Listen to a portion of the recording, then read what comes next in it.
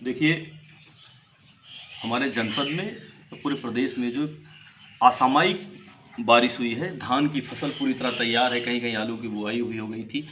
वो किसान जिनका पूरा जीवन इसी पे निर्भर होता है, यही धान या जो भी फसल होती है, इसी से उनका पूरा साल भर का उनका खर्चा चलता है, उनके बच्चों की पढ़ाई, उनका राशन, उनकी दवाइयाँ।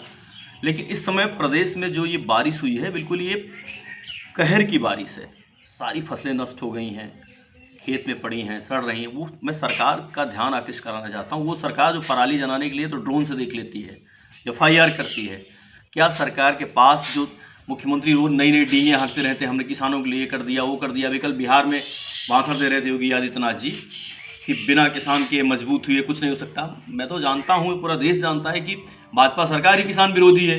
किसान जब अपनी मांगे लेके दिल्ली जा रहे थे, उन्होंने कांटे बिछा दिए, कील बिछा दिए, फायरिंग कर दी थी। तो किसानों की विरोधी सरकार तो यही है। इनके मंत्री टेनी मिश्रा के बेटे ने किसानों पर गाड़ी चढ़ा के उनकी हत्या कर दी थी। तो किसानों का विरोध इनके जीन में है। लेकिन एक मानवीय दृष्टि से मैं अपील करना चाहता हूँ जिला प्रशासन से भी और प्रदेश सरकार से भी कि जो किसानों का नुकसान हुआ है उसकी भरपाई के लिए एक सर्वे करा लें, एक आकलन करा लें, उनका कंपनसेशन उसको मिल जाए। जिससे कुछ बेचारों की तो 100% तबाह हो गई है फसल, उनका जीवन ही खेती है। हम सब लोग खेती किसानी जुड़े, मैं भी किसान का बेटा हूँ, आप भी किसान बेटे, सारे लोग किसान से परिवार ताल्लुक़ रखते हैं। हमारा मुख्य आधार ही किसानी है, खेती है। तो सरकार पे इस पे मानवीय आधार पे इसका सर्वे कराना चाहिए। जो लंबी लंबी डींगे हाँकते हैं इनके मंत्री, डींगे छोड़ के धरातल में आके जो नुकसान हुआ उसका सर्वे करा के उसकी भरपाई किसानों को देनी चाहिए, जिससे उनका जीवन बेहतर हो सके। धान का रेट अभी बनिया कुछ कम ले रहे हैं, कई किसानों ने कहा कि देखिए, आपको पता है किस तरह से कालाबाजारी चल रही है।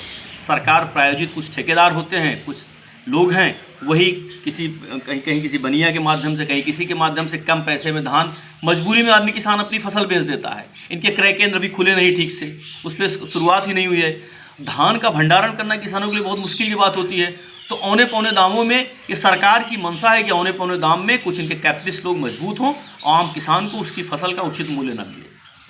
सर, देखा जाए बिहार में चुनाव है तो क्या नतीजा रहेगा बिहार कि बिहार का नतीजा एकदम स्पष्ट है। बिहार की जनता इनके NDA के झूठे वादों से, इनके जंगल राज से और नीतीश कुमार का जो पलटू चरित्र है उससे, और भाजपा ने जो अपराधियों को बढ़ावा दिया है उससे, और इनके झूठे वादों से। बिहार में पिछले 10 साल से इनकी सरकार है, वहाँ रोजगार की दर आप देखिए, वहाँ कोई नई इंडस्ट्री नहीं लगी। सिर्फ इनके लोग जाके इमोशनल भावनात्मक कार्ड खेलते हैं। लेकिन बिहार की जनता, बिहार के नौजवान, अभी आपने देखा जिस तरह से हमारे नेता आदरणीय राहुल गांधी ने कुछ दिन पहले वोट चोरी का मुद्दा लेके जिस तरह से उन्होंने जन यात्राएँ की थी बिहार में, बिहार का नौजवान, मैं तो खुद बिहार चुनाव में होकर आया हूँ, बिहार में जो स्थिति है वहाँ का नौजवान अब रोजगार मांग रहा है, अपने हक की बात कर रहा है।